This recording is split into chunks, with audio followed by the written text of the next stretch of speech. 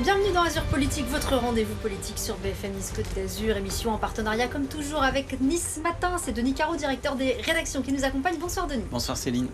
Les 9 députés maralpins ont voté la loi immigration comme un seul homme, que ce soit les Républicains ou le Rassemblement National. Un texte durci, notamment sur la régularisation des travailleurs étrangers, alors que sur la Côte d'Azur, nous manquons de bras dans l'hôtellerie, la restauration, le BTP aussi. Un texte qui contient peu de dispositions sur les mineurs étrangers non accompagnés, que notre département peine à prendre en charge. D'autres sujets d'actualité locale à aborder ce soir avec notre invité, l'expérimentation de l'uniforme à l'école notamment, mais aussi l'encadrement des loyers. Bonsoir Alexandra Martin. Bonsoir. Députée de la 8e circonscription des Alpes-Maritimes, se situe plutôt du côté de Cannes. Absolument. Azur Politique, c'est parti.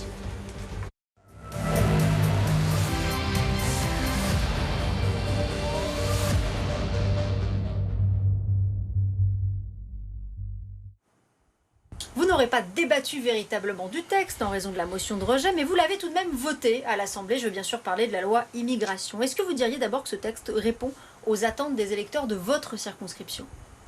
Je crois qu'il répond aux attentes des Français. Majoritairement, on a vu les derniers sondages, 70% des Français, 80% sur certains des outils qui apparaissent dans cette loi. Oui, nous avons beaucoup travaillé, les Républicains, sur ce texte depuis longtemps, depuis de nombreuses années, mais particulièrement depuis le printemps dernier. Nous avons déposé 2 textes, un constitutionnel, un ordinaire, et puis est arrivé le texte du gouvernement qui a été considérablement renforcé par le Sénat et qui a été adopté par le Sénat. Et nous avons ensuite eu ce courage à l'Assemblée nationale de rejeter le texte du gouvernement pour pouvoir revenir sur le texte du Sénat. Donc si je dois revenir sur ce que vous avez dit, je crois que nous avons eu un débat. Nous avons eu un débat en interne, nous avons eu un débat avec les sénateurs et avec le gouvernement. Alors ce texte qui a été renforcé, notamment par l'action des Républicains, il est désormais entre les mains du Conseil constitutionnel. Gérald Darmanin lui-même a reconnu que certaines mesures paraissaient inconstitutionnelles. Est-ce que vous ne craignez pas que ce texte soit vidé de sa substance par le Conseil constitutionnel ? Alors plusieurs choses. D'abord, je vous l'ai dit, nous avons aussi déposé une proposition de loi constitutionnelle parce que nous sommes totalement conscients que pour asseoir une souveraineté nationale en matière de politique d'immigration et donner la parole aux Français, ce que nous souhaitons, il faudra impérativement passer par une réforme de la Constitution. Ça, c'est une évidence, pouvoir revenir sur la jurisprudence, notamment de la Cour européenne des droits de l'homme. C'est aussi le souhait du Rassemblement national ? Oui, c'est le souhait aussi du Rassemblement national, certainement. Enfin, je ne suis pas là pour commenter les propositions du Rassemblement national. Nous le demandons depuis longtemps et nous l'avons d'ailleurs inscrit dans notre niche il y a de ça 2 semaines pour justement débattre de l'importance de cette réforme constitutionnelle. Ensuite, moi, j'ai le sentiment que la saisine du Conseil constitutionnel par Emmanuel Macron et Gérald Darmanin était prématurée.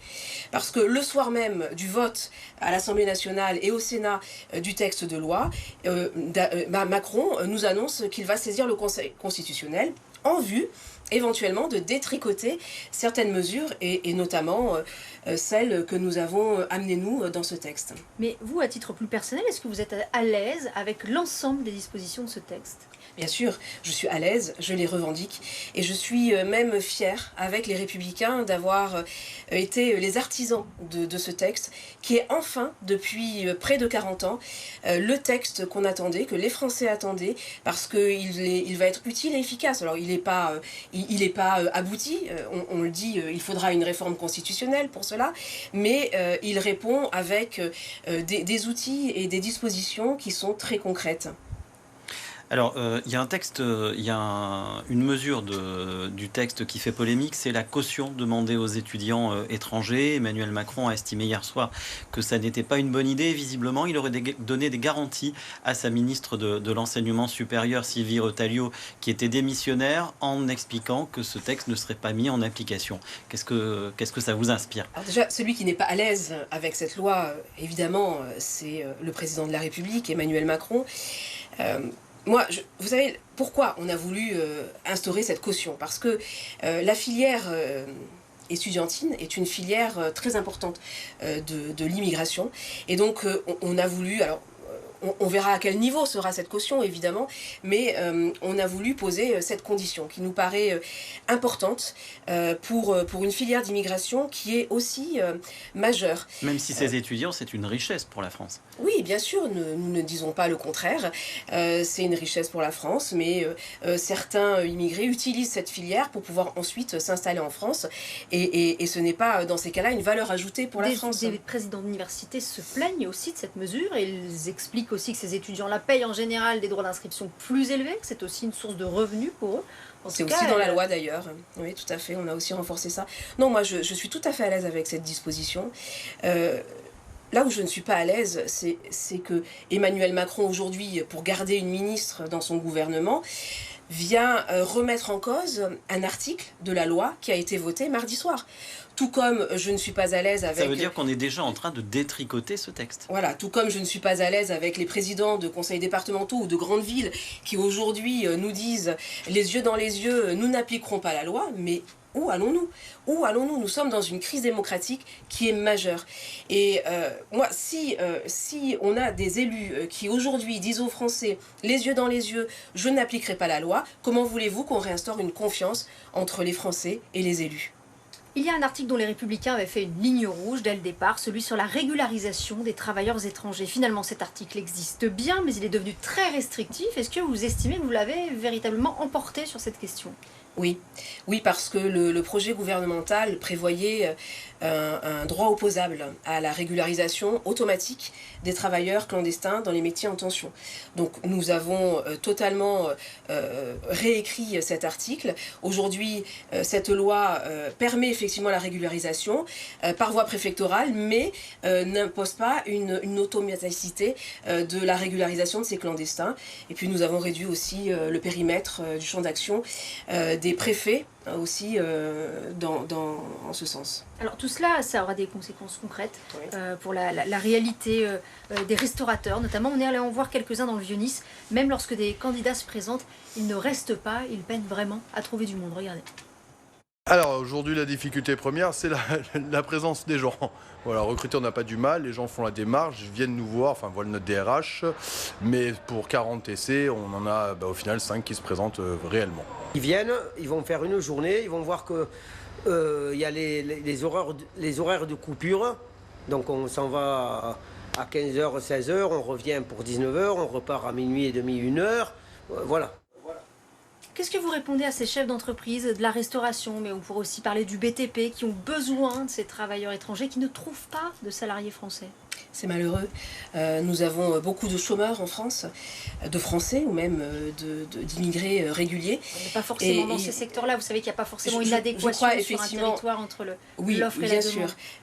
Je crois, moi, qu'il faut d'abord pouvoir proposer à tous les Français qui cherchent aujourd'hui un emploi, dans ces métiers notamment, et vous le dites très justement, à Cannes, à Nice, dans tous les emplois de la restauration et de l'hôtellerie, de les rendre plus attractifs déjà ces emplois, de les rendre plus attractifs par des formations adaptées, de les rendre plus attractifs en motivant effectivement ces personnes en recherche d'emploi par le salaire, donc comme le propose David Lisnard, de baisser les charges pour arriver à un salaire net qui soit beaucoup plus attractif. Mais, enfin, d'abord, commençons par ça. Ça me semble être du bon sens, et avant d'aller chercher de la main-d'œuvre étrangère. On cotise moins, on sacrifie des cotisations sociales. On sacrifie des charges sociales, effectivement, qui pèsent sur les particuliers, sur les entreprises aussi, afin de ramener un salaire net plus important. Absolument. Alors la loi devrait ouvrir la voie à 6 à 10 000 régularisations par an. Est-ce qu'on sera particulièrement concerné dans les Alpes-Maritimes ? Alors bon, ça dépendra de ce que fera effectivement le préfet. Je pense qu'on sera concerné dans la mesure où effectivement, comme on le dit, les métiers en tension sont nombreux dans notre département.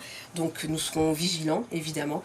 Les personnes qui seront régularisées par la loi et par les préfets seront des immigrés qui mériteront d'être régularisés par leur travail, par le temps qu'ils auront consacré à leur travail, aussi par leur degré d'assimilation à la République française. Ça, pour nous, c'est très important. Il y a un autre aspect du texte qui nous concerne de près dans les Alpes-Maritimes, c'est tout ce qui concerne les mineurs étrangers non accompagnés. Finalement, il n'y a pas grand-chose dans ce texte qui concerne cette question des mineurs, si ce n'est l'interdiction de les placer en centre de rétention administrative. Voilà, est-ce qu'il y a encore des trous dans la raquette? Est-ce que le texte aurait dû apporter davantage de réponses sur ce sujet? Oui, certainement, certainement. Mais bon, ce texte ne pouvait pas apporter toutes les réponses. Concernant les mineurs non accompagnés, nous avons souhaité que l'État récupère notamment vous savez, la partie qui consiste à définir l'âge des personnes que nous avons en face de nous. Bon, c'est pas encore au point entre l'État et les conseils départementaux, puisque vous le savez, ce sont les conseils départementaux qui supportent, et c'est vraiment le terme, et financièrement particulièrement, un coût astronomique de mise à l'abri de ces mineurs non accompagnés, au détriment souvent de la protection des enfants. Alors justement, est-ce que vous estimez, comme le demande Éric Ciotti, que ces mineurs accompagnés devraient être pris en charge, en tout cas le coût de leur prise en charge devrait être assumé par l'État et pas par les départements?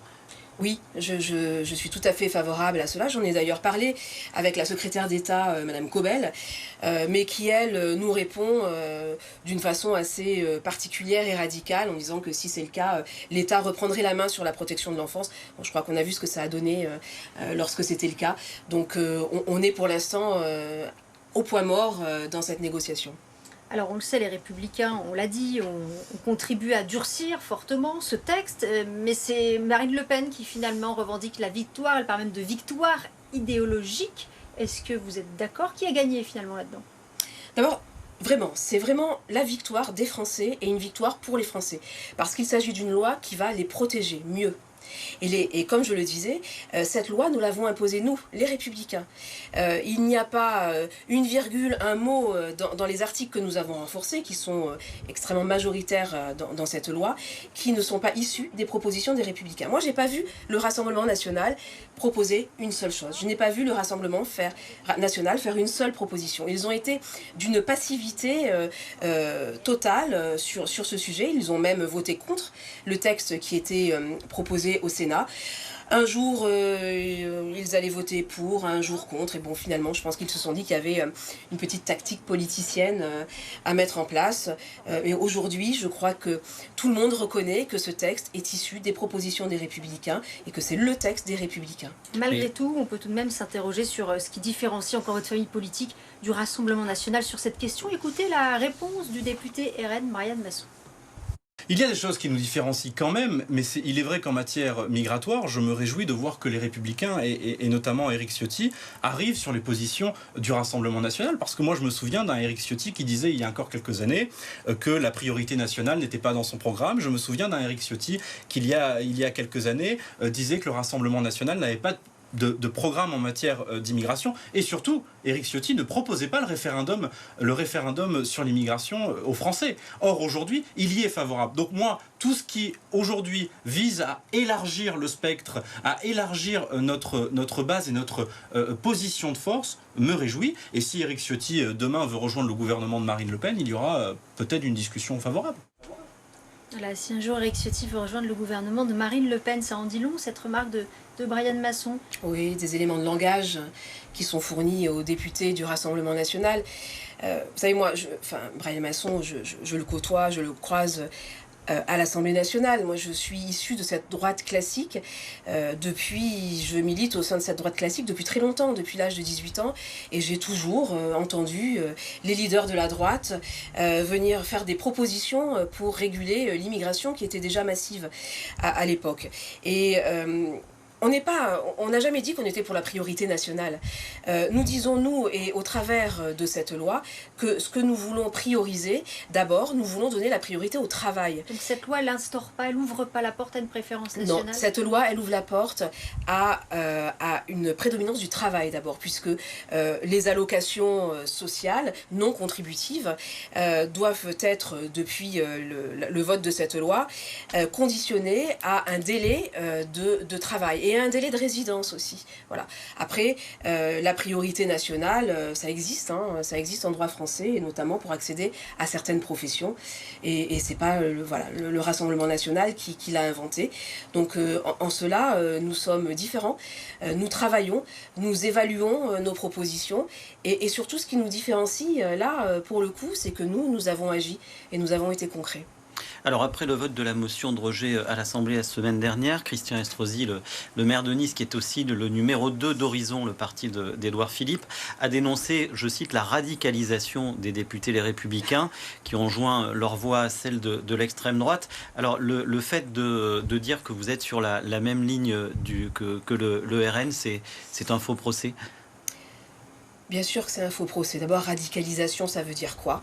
Comme je viens de le dire, j'ai toujours été sur la même ligne. Éric Ciotti a toujours été sur la même ligne. Olivier Marleix aussi. David Lisnard aussi. Nous sommes tous cohérents dans le discours que nous développons sur les sujets d'immigration, de sécurité, sur tous les sujets sociétaux. Donc non, je crois que voilà, ce sont là aussi des mots qui aujourd'hui ne veulent plus rien dire. Vous savez, moi, quand je vois le président de la République ou le ministre de l'Intérieur dire qu'il veut faire passer cette loi, mais sans les voix des députés du Rassemblement national, mais quel déni de démocratie. Je suis horrifiée. Oui, ça m'a beaucoup choquée. Oui, ça m'a beaucoup choquée parce que les députés du Rassemblement national sont des députés de la nation, comme tous les députés dans l'hémicycle. Alors on entend assez peu David Lisnard sur ce sujet, si ce n'est qu'il soutenait le texte qui avait été durci au Sénat, qui correspond peu ou prou au texte finalement adopté. Est-ce qu'on l'entend suffisamment sur ces questions? Oui, alors moi je m'inscris en faux par rapport à ce que vous dites. Il a beaucoup écrit, il s'est beaucoup exprimé sur le sujet de l'immigration massive, et il était totalement en phase avec les propositions des Républicains. D'ailleurs, lui le propose depuis très longtemps, et ça fait partie des constats qu'il a dressés depuis de nombreuses années et qui aujourd'hui apparaissent comme les bons constats. Voilà, d'autres sujets que nous voulons aborder avec vous, Alexandra Martin. L'uniforme à l'école. Il sera expérimenté dès la rentrée de septembre 2024 dans des établissements volontaires. Plusieurs écoles niçoises sont d'ores et déjà volontaires. Est-ce que vous savez si c'est le cas d'établissements qui se trouvent sur votre circonscription? Pas encore, non. Je sais qu'avec le conseil départemental, nous avons délibéré le 15 décembre dernier pour ouvrir la possibilité de cette expérimentation sur 3 ou même plusieurs collèges du département. Je trouve que c'est une très bonne chose. Moi, j'ai toujours eu la conviction que l'uniforme à l'école pouvait avoir plusieurs vertus.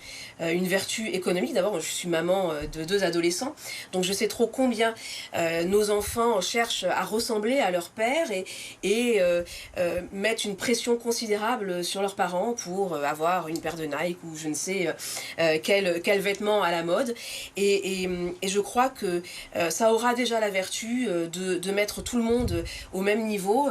L'habillement peut être très discriminant dans nos établissements scolaires et particulièrement au collège et au lycée. Ça aura aussi la vertu d'appliquer la laïcité dans nos écoles de façon totale. Et puis aussi une autre vertu, c'est que je pense qu'en portant un uniforme aux couleurs d'un établissement, d'un département, c'est aussi l'idée d'appartenir à un groupe. C'est aussi l'idée d'appartenir à une nation. C'est aussi l'idée de l'autorité et du respect qui doivent régner au sein des établissements scolaires. On a posé la question forcément aux premiers concernés, à des lycéens de Nice. Ils sont partagés. Ça peut être une bonne idée parce que au moins tout le monde est égaux et qu'il n'y aura pas de différence entre les gens qui ont moins d'argent que ceux qui ont plus d'argent. Quotidiennement, on va au lycée ou à l'école et c'est mieux de pouvoir s'habiller comme on le veut. Le harcèlement peut venir du style vestimentaire. Et du coup, moi, je suis pour. Personne ne nous a prévenus et moi, je trouve ça pas bien. On doit prévenir d'abord les élèves au lieu de prendre des choix que peut-être ils voudront pas. Au collège, je veux bien savoir, ok, mais là, on est au lycée. En plus, on est dans un lycée professionnel, donc on sait comment s'habiller correctement. Voilà. En tout cas, l'une d'elles souligne un point intéressant. Elle voit ça comme un moyen de lutter contre le harcèlement scolaire. Est-ce que vous partagez ? Absolument. Vous savez, c'est un sujet sur lequel je me mobilise particulièrement à l'Assemblée nationale et au sein de la délégation aux droits des enfants. Nous avons d'ailleurs, avec ma collègue Michèle Tabarot, créé un groupe d'études au sein du groupe Les Républicains sur ce sujet. Je suis intervenue plusieurs fois dans l'hémicycle et notamment j'ai déposé une proposition de résolution pour demander que le harcèlement scolaire soit, je l'ai déposé en juin dernier, soit une cause nationale 2024. Donc oui, effectivement, l'uniforme peut venir gommer ces disparités et cette discrimination qui peut être induite de la façon dont on s'habille. Mais le harcèlement scolaire est un fléau qu'il faut prendre de manière beaucoup plus globale. Alors l'uniforme à l'école, ça aura un coût. On parle de 200 € par élève, pris en charge à la fois par l'État et les collectivités. Des syndicats d'enseignants soulignent que les établissements ont à peine les moyens de se chauffer à certains endroits. Est-ce qu'on peut se permettre réellement de financer cette mesure? Parce qu'il y a les expérimentations et il y aura peut-être aussi à la clé la généralisation. Alors moi aussi je comprends que pendant la période d'expérimentation, effectivement, le coût de l'expérimentation puisse revenir à l'État. Bon, les collectivités, je comprends moins.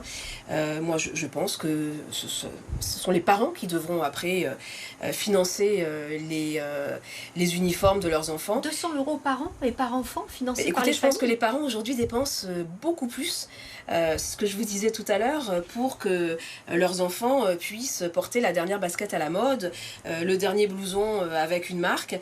Et moi, je suis convaincue, mais j'espère que cette expérimentation va le démontrer. Je suis convaincue qu'à terme, on verra que ça viendra favoriser une augmentation du pouvoir d'achat des parents. Mais vous pensez vraiment, vous, que toutes les familles peuvent se permettre 200 € par enfant et par an pour cet uniforme, qui n'empêche pas par ailleurs la nécessité d'autres dépenses? Mais je suis convaincue qu'il y a des parents, évidemment, pour qui c'est un effort important. Et dans ces cas-là, il faut voir comment on peut effectivement compenser cet effort. Mais je suis aussi convaincue, je vous le redis, qu'aujourd'hui, habiller nos enfants pour aller à l'école revient beaucoup plus cher. Et même à ceux qui aujourd'hui ne le peuvent pas. Les parents se sacrifient pour que leurs enfants puissent justement ne soient pas moqués à l'école parce qu'ils ne seraient pas habillés comme il le faut. Alexandra Martin, vous aviez déposé 2 propositions de loi récemment, une visant à renforcer la lutte contre la délinquance des mineurs en sanctionnant plus sévèrement les 13-16 ans, et une autre pour renouer le lien entre les jeunes et la nation en instaurant un parcours citoyen universel. Alors ces propositions de loi, où en sont-elles aujourd'hui ? Alors, ma proposition de loi visant à renforcer la délinquance des mineurs, c'est un texte que j'ai co-rédigé avec David Lisnard sur la base, déjà l'année dernière, dès le mois d'octobre de l'année 2022, sur la base d'un constat effrayant qui était la montée de la délinquance juvénile et de plus en plus jeune et de plus en plus violent. Et à l'époque... nous avons eu des réactions d'effroi à l'égard de cette proposition de loi qui, je le rappelle, prévoit notamment que l'on puisse lever l'excuse de minorité dans les cas les plus graves et instaure la responsabilité pénale des parents. Aujourd'hui, après les émeutes, tout le monde évoque la responsabilité des parents puisque tout le monde dresse ce constat de l'abandon de certains parents dans leur rôle éducatif envers leurs enfants. Il y a des mesures qui sont prévues dans le plan qui a été présenté par Elisabeth Borne il y a un mois. Oui, tout à fait. Cette proposition de loi, je l'ai découpée en amendements et j'ai proposé ces amendements sur le projet de loi justice. Et lorsque j'ai pu exprimer mes amendements, j'ai eu un avis très défavorable du garde des Sceaux à l'époque.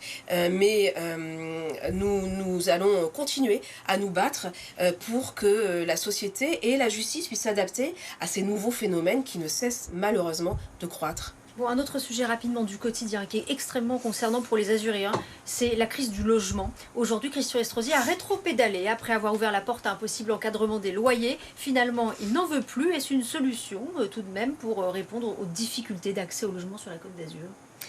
Donc moi, encadrer les loyers, je ne pense pas que ça soit une solution. Moi, je suis une libérale et je ne crois pas qu'on puisse contraindre des propriétaires à un loyer. Pourtant, ça par fonctionne contre, bien on dans peut notre ville. inciter... À Paris, par exemple, ça a stoppé la flambée des loyers. Oui, oui, certainement. Moi, je crois qu'il y a d'autres solutions. Vous avez vu qu'aujourd'hui, la ville de Cannes n'est plus carencée parce que la ville de Cannes a dépassé ses objectifs de 100%, je crois 119% de mémoire de logements sociaux construits. Donc c'est possible. Donc il C'est représente possible quand il y a de la volonté politique. Maintenant, je crois que pour résoudre la crise du logement, il faut d'abord s'attaquer quelle est la proportion de logements sociaux à présent à Cannes? Je ne peux pas vous le dire avec certitude, mais ce que je peux vous dire, c'est que la ville de Cannes, aujourd'hui, a atteint 119% de ses objectifs et est sortie de la carence. C'est quand même historique. C'est historique et la ville de Cannes a toujours été la première ville du département à avoir le taux de logements sociaux le plus important. Et là où il faut s'attaquer en fait à la loi SRU. Alors il faut s'attaquer à la loi SRU parce que quand le maire de Mandelieu pousse un cri en disant que on va l'obliger à construire sur des zones inondables et qu'il a même un conseiller ministériel qui lui dit mais enfin vous n'avez qu'à construire en zone inondable, écoutez là c'est totalement absurde. Il faut s'attaquer à la racine du mal. Depuis ce matin, les transports sont gratuits dans la métropole de Montpellier. Est-ce que c'est une mesure qui sera envisageable à Cannes en particulier? On n'est pas, enfin, là, vous poserez la question au maire, président de la communauté d'agglomération. La gratuité n'est jamais une solution. Alexandra Martin, merci infiniment d'avoir été notre invitée à Azur Politique. Merci.